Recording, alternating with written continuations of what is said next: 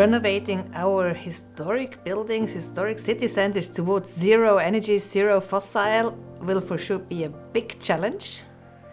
But I think that we go in the right direction. EPBD finally now explicitly encourages historic buildings also to be included. The heritage community saw it with a bit of fear, but finally also actors like the ICOMOS Scientific Committee on Energy and Sustainability is in favor of a proactive approach if it follows holistic quality criteria. And I think with the new European Bauhaus, we do have a great initiative which really looks at the holistic way to these buildings, looking at beautiful, sustainable together, adding the needed dimension to tackle in the right way our historic buildings.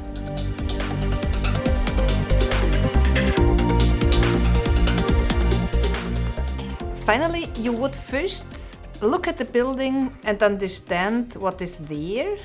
Work with that, both technically and aesthetically. Consider, for example, a building where the historic windows, the original windows are still there.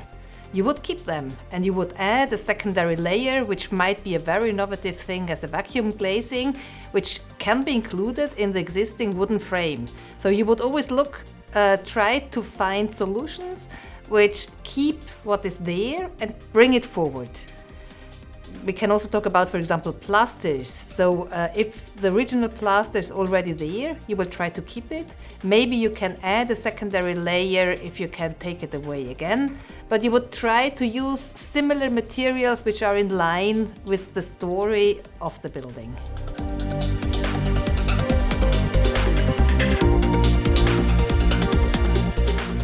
I mentioned already, for example, vacuum glazing, thin glazing. Often it is something where you can do a lot with thin layers because you do not want to change the proportions too much, which means that, for example, having aerogel mortars, aerogel plasters is a solution which might come up in future, which might be used in historic buildings. Finally, I would also point out that it is not always the technical innovation, it's also social innovation which might come up. It might also be refinding old solutions where we know that they worked in terms of a different use of a building, a different approach to how I live in a building. Also, these are things which I think will come up and will help us bringing historic buildings towards zero fossil.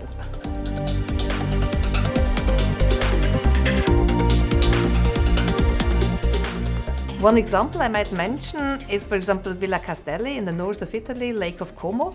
There, the situation was that the originally summer house was to be used the whole year, which meant that there was a change needed because it was just really uncomfortable in winter.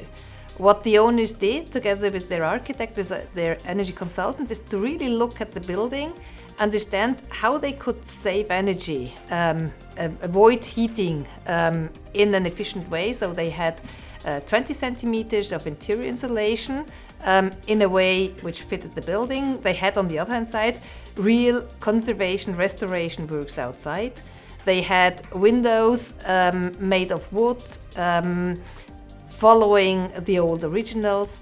They have a very nicely integrated PV system on the roof, which is nearly invisible from any of the sides. Finally, with these measures, they managed to be nearly zero energy. They have sun through the windows. They have sun from solar together with geothermal heat and the heat pump. This means that they are nearly zero fossil. And the owners are super satisfied with the comfort they reached and point out that they would never have the charm they have in the historic building if they had built a new one.